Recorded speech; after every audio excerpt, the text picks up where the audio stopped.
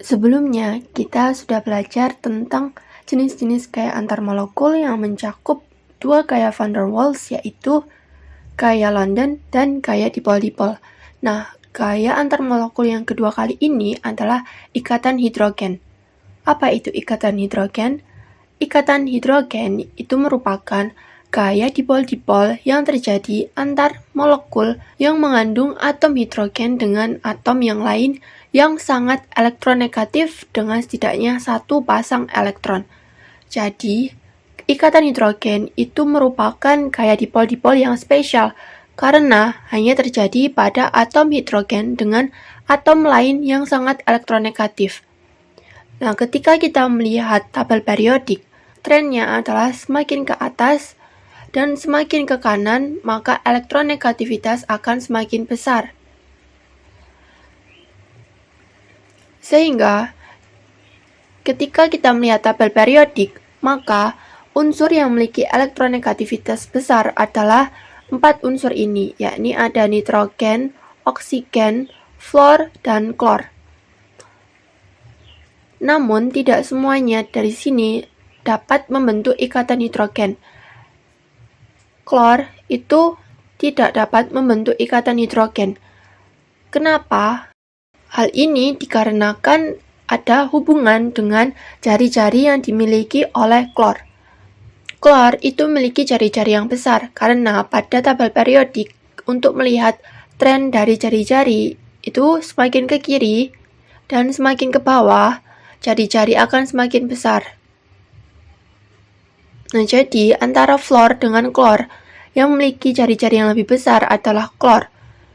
Sehingga ketika dia berikatan dengan hidrogen, dapat dilihat di gambar ini, di sini klor memiliki jari-jari yang lebih besar jika dibandingkan dengan fluor. Kemudian merah-merah ini merupakan menandakan parsial negatif. Di sini parsial negatif dan di sini parsial positif.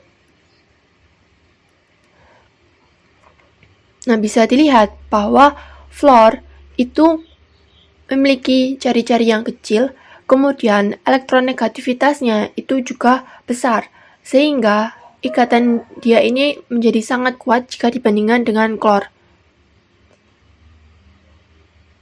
Oleh karenanya, klor itu tidak termasuk dalam ikatan hidrogen ketika berikatan dengan hidrogen, melainkan HCl ini hanya memiliki gaya antar molekul yang berupa dipol-dipol dan juga gaya London. Sedangkan HF, kemudian ada amonia dan air yang memiliki ikatan hidrogen. Jadi, di sini kesimpulannya atom hidrogen itu dapat membentuk ikatan hidrogen dengan unsur lain seperti ada von atau fluor, oksigen, dan nitrogen.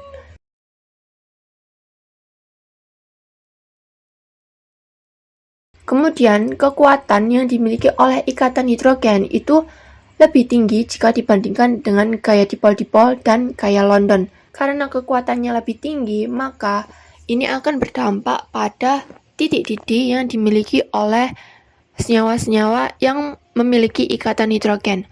Contohnya, di sini yang memiliki ikatan hidrogen adalah H2O atau air, kemudian ada asam fluorida atau HF, dan juga amonia atau NH3.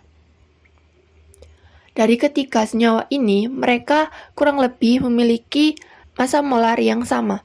Tetapi, titik didih yang dimiliki oleh ketiganya itu berbeda-beda. H2O memiliki titik didih yang lebih tinggi jika dibandingkan dengan HF dan NH3. Mengapa? Hal ini dikarenakan adanya perbedaan kekuatan ikatan hidrogen. Nah, di sini adalah penyebabnya. Meskipun ketiga-tiganya memiliki ikatan hidrogen karena masing-masing memiliki ikatan antara hidrogen dan juga 3 atom yang paling elektronegatif yaitu O, F, dan N atau von. Tapi ketiganya memiliki titik didih yang berbeda-beda.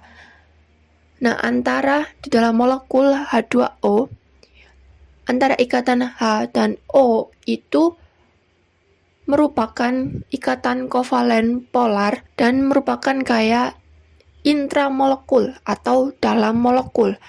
Sedangkan kayak antara molekul air yang satu dengan molekul air yang lain itu merupakan ikatan hidrogen atau kayak antar molekul. Nah, kita kembali ke gambar ini.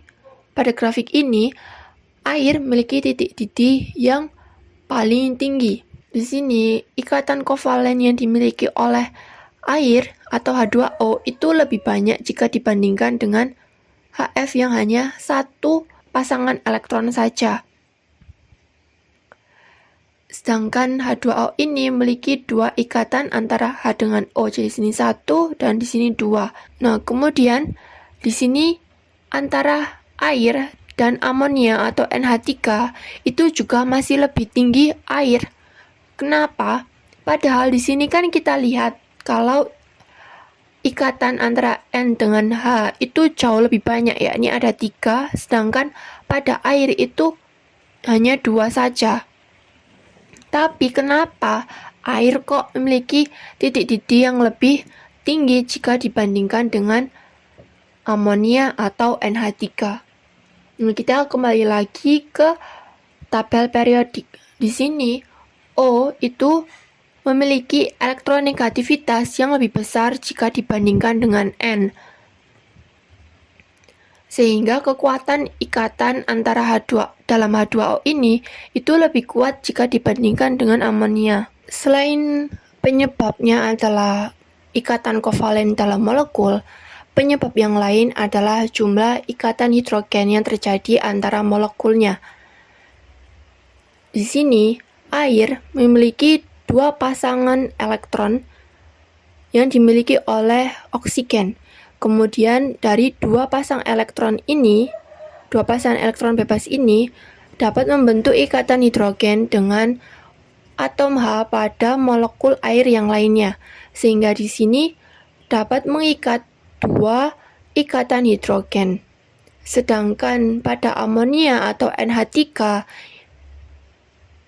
hanya terdapat 1 pasangan elektron bebas saja yang dimiliki oleh nitrogen. Jadinya dia hanya bisa membentuk 1 ikatan hidrogen saja. Oleh karenanya, air itu memiliki titik didih yang lebih besar jika dibandingkan dengan amonia atau NH3.